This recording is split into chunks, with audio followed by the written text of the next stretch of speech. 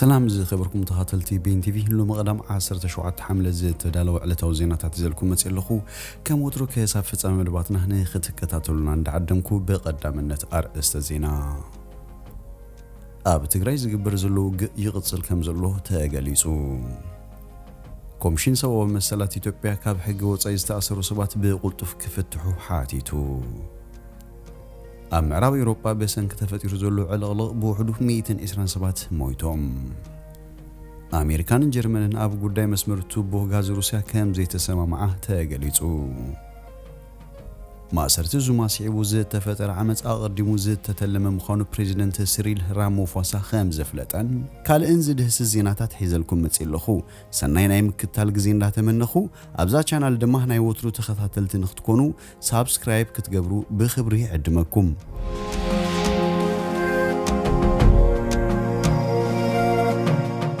ኣብ ትግራይ ዝግበር ዘሎ ውግእ ይቕጽል ከም ዘሎ ተገሊጹ ኣብ ትግራይ ብሸነኽ ራያን ጸለምትን ዝግበር ዘሎ ግእቲ ማሊ ብዝሓየለ መልክዑ ቀጺሉ ከም ዝውዕለ ካብቲ ከባቢ ዝወጹ ዘሎ ሓበሬታታት ኣረዲኦም ትማል ሓይልታት ምክልኻል ትግራይ ብሸነኽ ከበድቲ ኣጽዋራት ሒዞም ብምእታውን ከተማ ኣላማጣን ከባቢኡን መሊሶም ከም ዝተዋጽሩ እቲ ሓበሬታ ኣረዲኦም ትማል ብኸበድቲ ህብረታት ተሰነየ መጥቃዕቲ ታንክታትን ቢኤም ዝተባሃለ ኣጽዋራትን ሓያል ውግእ ከም ዝነበረን ነቲ ኣብ ትሕቲ ኣምሓራን ፌደራል ኢትዮጵያን ዝነበረ ቦታታት መሊሶም ከም ዝተዋጽሩ ይግለጽ ኣሎ በወገን ኣምሓራ ሰራዊት ምክልኻል ይሕግዞም ከም ዘለን ሞራል ሰራዊቱ ባይታ ወዲቑ ከም ዘሎን ከበድቲ ኣጽዋራቱን ከም ዘይብሉን ክፍለጥን ክሉ በወገን ሓይልታት ምክልኻል ትግራይ ዘሎ ኣጽዋራት ካብ ኣምሓራ ዝተማረኸ ከበድቲ ብረታት ከም ዝኾነ ተፈሊጡ በሸነኽ ጸለምቱን ተማለ ናይ ምሽት ሓይልታት ምክልኻል ትግራይ ብኸበድቲ ኣጽዋራት ዝተሓገዘ ዝገብሩ መጥቃዕቲ ኣብ ከባቢ ዝነበረ ሚሊሻ ክልል ኣምሓራ ሰፍ ዘይብል ክሳራ ከም ዝወረዶን ኣብ ከባቢ ዝነበረ ሚሊሻ ኣምሓራ ምሩኽን ቁስሉን ሞትን ከም ዝተቃልዐ ተገሊጹ እዚ ሲዕቡ ላዕለዎት ሓለፍታት ዝስተ ኢትዮጵያ መንጎም ዘይምስማዕን ክሳብ ዘይምትእማንን ተኸሲቱ ከም ዘሎ ተገሊጹ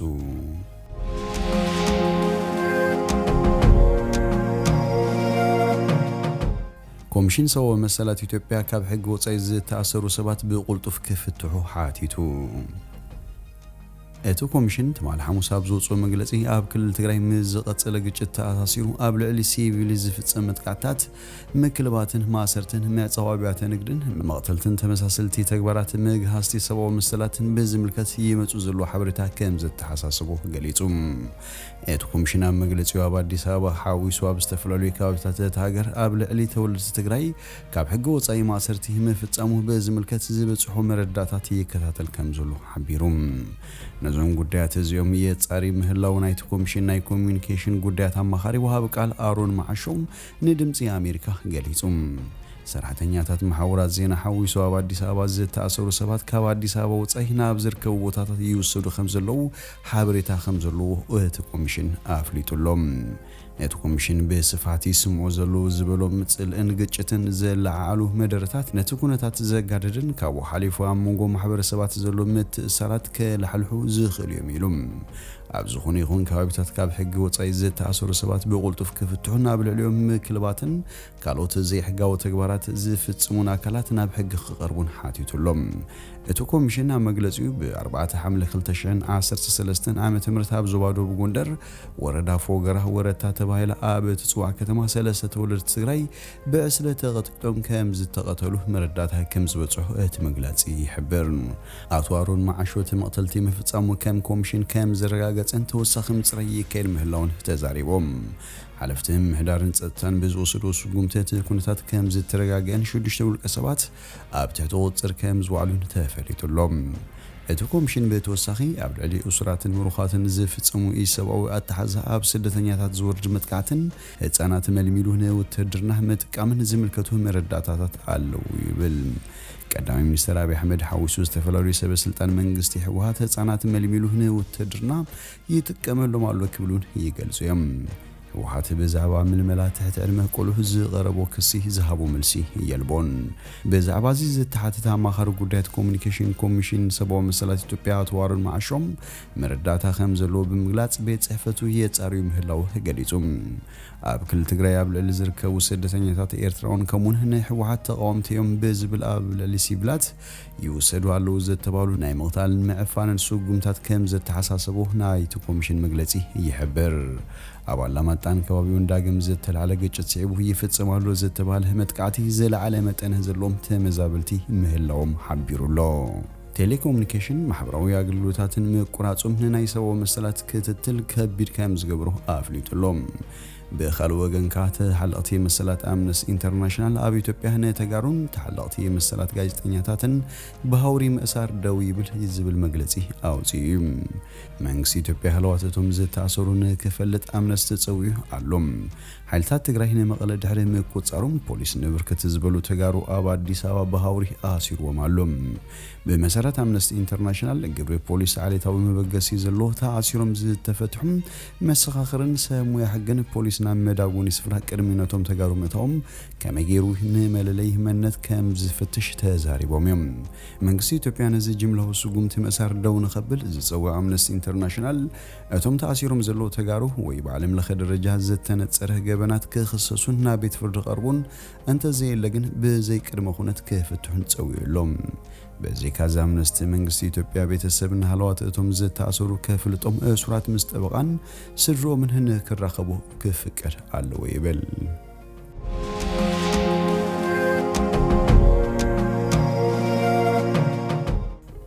ምዕራብ ኤውሮፓ ብሰንኪ ተፈጢሩ ዘሎ ዕለቕልቕ ብውሕዱ 127 ሞይቶም እቲ ዕለቕልቕ ብሰንኪቲ ኣብ ዞባ ካርም ዝቐነይ ቅድሚ ሕጂ ተራእዩ ዘይፈልጥ ዝናብ ዝሰዓበ ምዃኑ ተፈሊጡ ሓያሉ ኣፍላጋት ኤውሮፓ ካብ ዓቕሞም ንላዕሊ መሊኦም ሰፋሕቲ ከባቢታት ከም ዘዕለቕልቑ ፀብፃባት ይሕብሩ ኣብ ጀርመን ጥራይ ልዕሊ 100 ሰባት ኣብቲ ዕለቕልቕ ሞይቶም ኣለዉ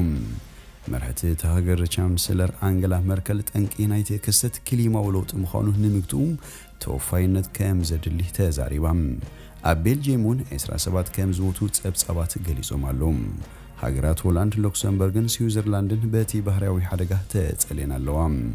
الألوز زفترو حيال الروحيتات كوانتلو كلمة ولوتي حيال زنب كام زسبت مرامرتي يردوم زاقيت عالم دهري اندستراوي سورة بحادنة بخلت سينتيغريت رسينا كام زلان اتغونتات ان ناقدده كام زخيدن ينقر قدام مينستر بلجيم ألكسندر دي كروهن كبرنايتهم قدات عيسر حمله مع التحزن كتكون أوجلهم جناتنا مودات أبساب هي بلان أنت هنا جن أزي هاجرنا في التمارياتو زيت فلت كأزافي على الله كيكونه أيترفني لهم أب هولندون ولا كواكس هب حجيب زعواز موتو زفلت انت زيل باعش حزوت صور سبات كابتن زعل الله كتماتاتهم كوشتاتهم كوتسو تحديتهم علوم أب سويسرلاند دما أماكل رئيسة كتما برن زحل فلق ميوس بمملؤه نابتا كتما كامز وحزه تفليتهم اتب زي مكورات كهرم زغني زناب أبر رختي وقوتات ألبس مهما مريتن تاخيلان كيسعبون سقات فتير الله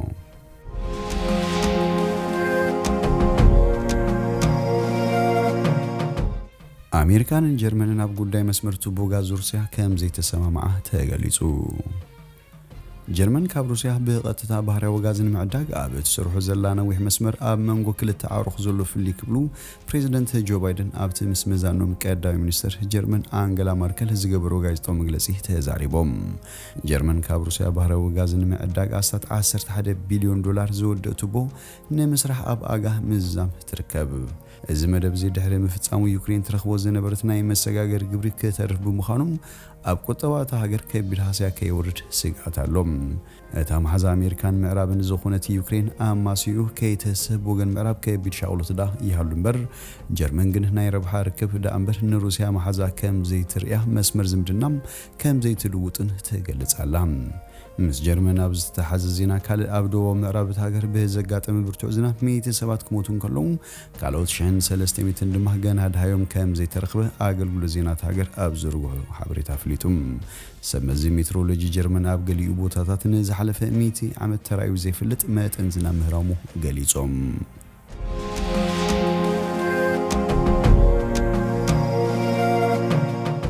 ማእሰርቲ ዙማ ሲዒቡ ዝተፈጠረ ዓመፅ ኣቐዲሙ ዝተተለመ ምዃኑ ፕሬዚደንት ሲሪል ራማፎሳ ኣፍሊጡ ፕሬዚደንት ደቡብ ኣፍሪካ ሲሪል ራማፎሳ እቲ ኣብ ዝቕነነታ ሃገር ይሓውና ዘሎ ንዓብዪ ኣቐዲሙ ዝተወደቡ ብምባል ኣንጻር ዲሞክራሲ ዝተገበረ መጥቃዕቲ ከም ዝኾነ ገሊጹ ማእሰርቲ ፕሬዚደንት ደቡብ ኣፍሪካ ነበረ ጃኮብ ዙማ ጠንቀት ኣብቲ ሃገር ተውልዑ ዘሎ እናዓብዩ ካብ ዝሓለፈ ሐሙስ ጀሚሩ ቁጽሪ ሞቲ ናብ 212 ከም ዝዓረገ መንግስቲ ሃገር ኣፍሊጡሎም ኣብቲ ሃገር ነዚ ንዓብዪ ሲዒቡ ብዝተፈጸመ መጠነ ሰፊሕ ዘምታ ሕፅረት ሸቐጣት ኣጋጢሙ እዩ ዘሎ ሰመዚ ፖሊስ ድማ ከም ኦክሲጅን መድሃኒትን ካልኦት መሰረታዊ ቀረባትን ንኽግዕዝ ሓለዋ ኣብ ምግባር ይርከቡ ኣብ ግዛት ከዋዘለ ናታል ኣስታት $1 ቢልዮን ዝግመት ቀረብ ሸቐጥ ከም ዝተሰረቀን ብውሕዱ 800 ናይ ችርቻሮ ሸቐጣት ከም ዝተዘምቱን ሓደ ኣብታ ግዛት ዝርከብ ከንቲባ ሓቢሩ ፕሬዚደንት ደቡብ ኣፍሪካ ሲሪል ራማፎሳ ሕምብርቲ እዚ ናዕቢ ኣብ ዝኾነ ግዛት ኳዝሉ ናታል ኣብ ዘካየዱ ዕለት ኩሎም እዞም ኣጋጣሚታት ህውከት ብጎዝጓስ ዝተፈጸሙ እዮም ነዚ ዝወደቡን ዝተሓባበሩን ሰባት ነይሮም ኢሉ እቲ ፕሬዚደንት እዞም ናዕብታት ናይ ደቡብ ኣፍሪካ ዲሞክራሲ ንምጭዋይ ዝዓለሙ ከም ዝኾኑ ድማ ገሊጹ ነዚ ናዕቢ ዘበገሱ ሰባት ከም ዝተፈለጡ ንደገፍቲ ዝሓበረ ሲሪል ራማፎሳ መብርሂ ካብ ምሃብ ግን ተወቲቡሎም ኣብ ግዛት ኳዝሉ ናታል ብዙሓት ምግቢ ንምርካብ መስርዕ ክሕዙ ይግደዱ ሓደ ግዜ ድማ ውሕዳት ነገራት ንምርካብ ካብ ወጋሕታዮም መስርዕ ዝሕዙ ዘሎም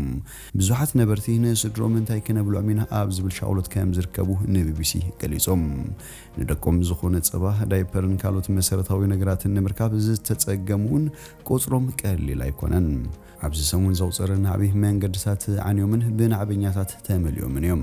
መንግስቲ ሃገር ቀረብ ምግቢ ከይተኣዮበል ጻርታት ይገብር ከም ዘሎ እኳ እንተገለጸን ሰራዊት ሃገር ካነት ናዕቢ ንምህዳእ ተዋፊሩሎም ፕሬዚደንት ሲሪል ራማፎሳ ትማል ዓርቢያ ኣብ ቴሌቪዥን ሃገር ቀሪቡ ሕጽረት ምግቢ ከም ዘይለ ብምግላጽ ሰባት ብስጋት ምግቢ ከይኽዝኑ ጸዊዖም ኣብዚ ናዕቢ ኢድ ዘለዎም 2500 ሰባት ከም ዝተኣሰሩ ዝሓበረት ፕሬዚደንት እንተ ሓቢርና ዝኾነ ይኹን ናዕቢ ንሃገርና ኣይከዕንቅፍን እዩ ዲሞክራሲና ህይወትና ድሕነትናን ሕገ መንግስትናን ክንከላኸል ይግባእ ኢሉ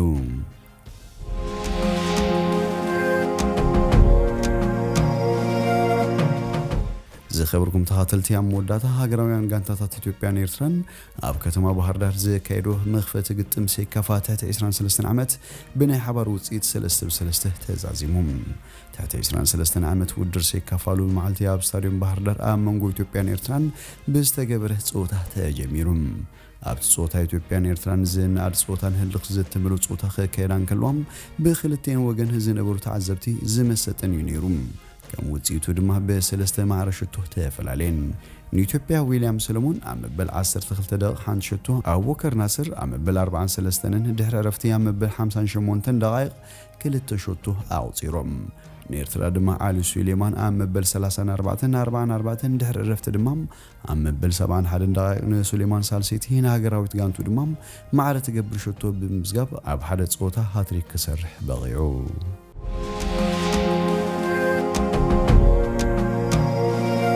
ዝኸበርኩም ተኸታተልቲ ቤን ቲቪ ንሎሚ ዝብልናዮ መሰናዶና ኣብዚ ወዲና ኣለና ምሳና ስለ ዝጽናሕኩም ብልቢ ነመስግን ሰናይ ንዓኹም